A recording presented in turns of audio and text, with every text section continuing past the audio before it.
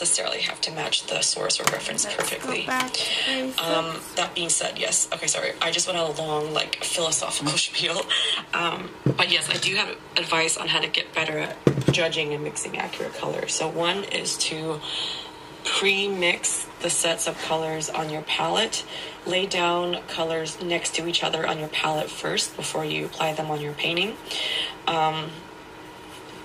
That is like a nice way of just seeing if the colors look good within the context of each other, if the colors are speaking to each other and harmonizing. That's Patreon. My bad. Let's do one that's not Patreon. We don't want to give freebies to people who are not Patreons. Okay. Guess we can do part 1. Oh, thank you. Our next live stream is coming up. Step right up. Come on, come on. If you love paper crafting and you're looking for some fun prizes, fabulous demos, and a great deal, you have come to the right place. We show fun card making and scrapbooking demos that you cannot miss. Today's video is brought to you by Squarespace, my go-to for building a website and online shop. Hello my darlings. In today's video, I'm starting yet another oil painting. I was scrambling to cram this piece in before a gallery deadline, so the entire process only took about 12 days. Yay for procrastination. I started by drawing a detailed thumbnail sketch on Xerox paper, then scanned it, then printed it at 12 by 16 inches to match the size of the panel I'm using. I then used a charcoal stick to cover the back of the print with charcoal powder, making sure to wear gloves during this step so that I can use my hands to rub the powder into the paper. Also, if you'd like to see several hours of real-time tutorials where I recorded voiceover as I was painting, along with hundreds of hours of exclusive content and monthly art rewards, feel free to check out my Patreon at patreon.com/happydartist. After covering the back of the print with charcoal, I flip the print over and lay it on top of my gesso board panel. I use some artist tape to adhere the print to the panel with the charcoal side touching the surface of the panel. And now we're ready to start transferring. To transfer, I first lean the panel on a large drawing board upright on my easel so that it has a stiff backing support. I'm using a black ballpoint pen, though blue works just as well, to draw over the lines from my print. I say draw instead of trace because I'm treating this as if I'm drawing it for the first time. If I blindly trace lines like a robot, I am losing a lot of the natural, intuitive gestures of the form. So by approaching this step from a drawing mindset instead of a tracing mindset, I can make my transfer lines look natural and elegant. I had also printed the drawing with faded light gray lines so that my pen marks become more visible. It's also important to frequently lift up the print to make sure your transfer lines look okay, especially paying attention to whether or not the lines are dark enough. You want the lines to be dark enough to still be visible after you apply a tone of paint on top of it, which we'll do later. So if your lines aren't dark enough, it means you either need to apply more pressure with your pen, or you might need to add more charcoal to the back of your print.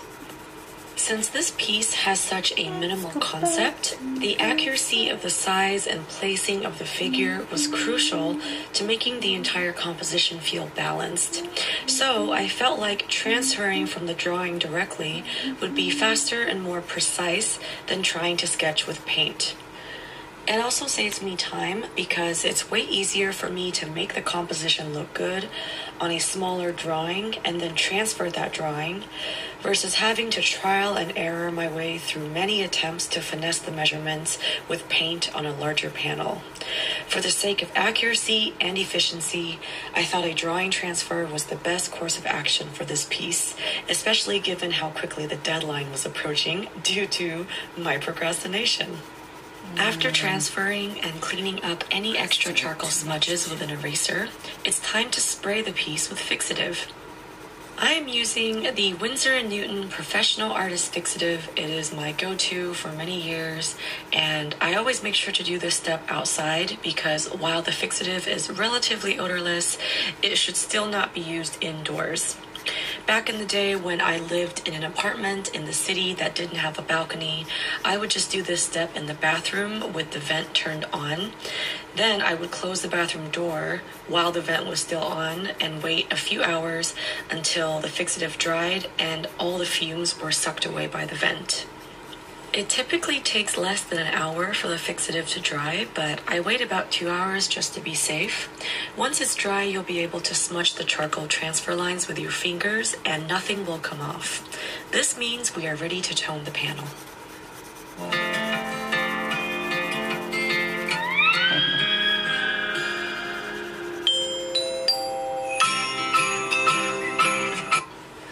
Oh, sorry, Happy. I Probably skipped know it. my panel toning protocol by now, but just in case you're joining me for the first time, here's what I do.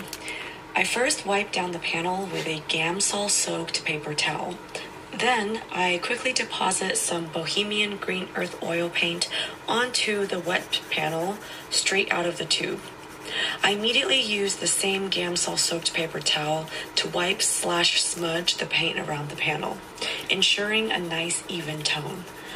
This time, when I tone the panel, I am not intending for it to become a wipeout, nor am I going to sketch with paint on top of it, nor am I going to make a monochromatic grisaille detailed underpainting on top of it.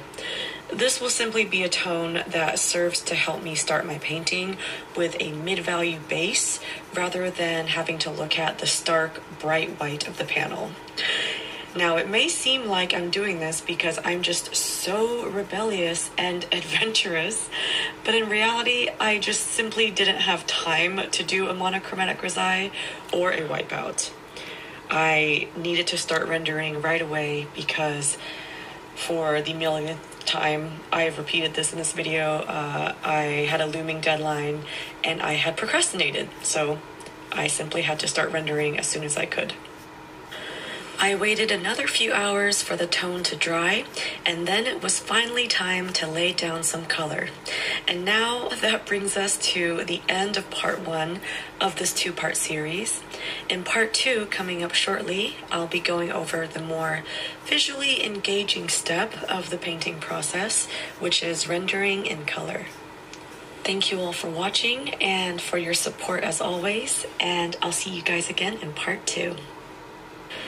And of course, you guessed it, my eternal never-ending sale is still going on in my shop, so if you'd like 20% off your order of prints and originals, just enter the code HOLIDAY at happyd-artist.com. And if you're interested in learning more about how to paint and draw, I have lots of art educational content on my Patreon page, including exclusive video tutorials, step-by-step photo tutorials, live streams, podcasts, and even surprise art gift boxes. All available at patreon.com/happydartist. I'd love to have you join my Patreon family. A big thank you to Squarespace for sponsoring this video and supporting the art community. Squarespace is the best platform to create a professional website and online shop. Their beautifully designed templates are easy to use for beginners and look great on both desktop and mobile. I've sold my art through Squarespace for almost 10 years, and I can attest to the quality of their online commerce features, whether you want to sell digital or physical items.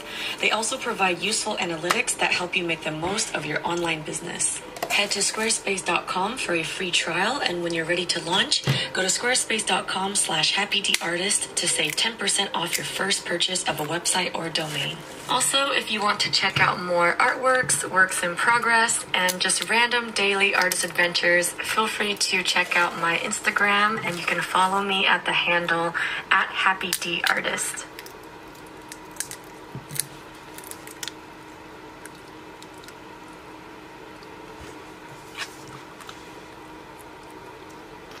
Yummy. It's the extended Memorial Day sale at Denver Mattress. Right now, save $100 on every $1,000 you spend. Or check out the Summit for only $299.99. Plus 6 years no interest and free shipping. Hurry, the extended Memorial Day sale at Denver Mattress ends soon. When your hotel room is your bedroom, and your living room, and your dining room, Pencil. you need more than a hotel room. Get an Airbnb, get Happy, sorry. I had you. Today's The video whole is brought time. to you by Squarespace. And I'm my probably not gonna go-to edit for my building video. a website Oops. and online shop. Hello, dear Ow, friends. why does it hurt? As promised, here is the exciting part 2 of this oil painting series. And by exciting, I mean exciting compared to part 1, which contained... Wonder what else should I do? I love me this one. Oh.